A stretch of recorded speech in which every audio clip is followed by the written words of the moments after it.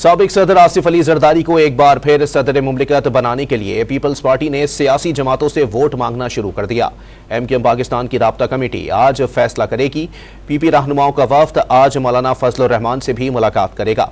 मुस्लिम league काफ और इस्तेहकाम Pakistan party ने पहले ही आसिफ अली जरदारी को सदर के लिए वोट देने की यकीन दहानी करा रखी है।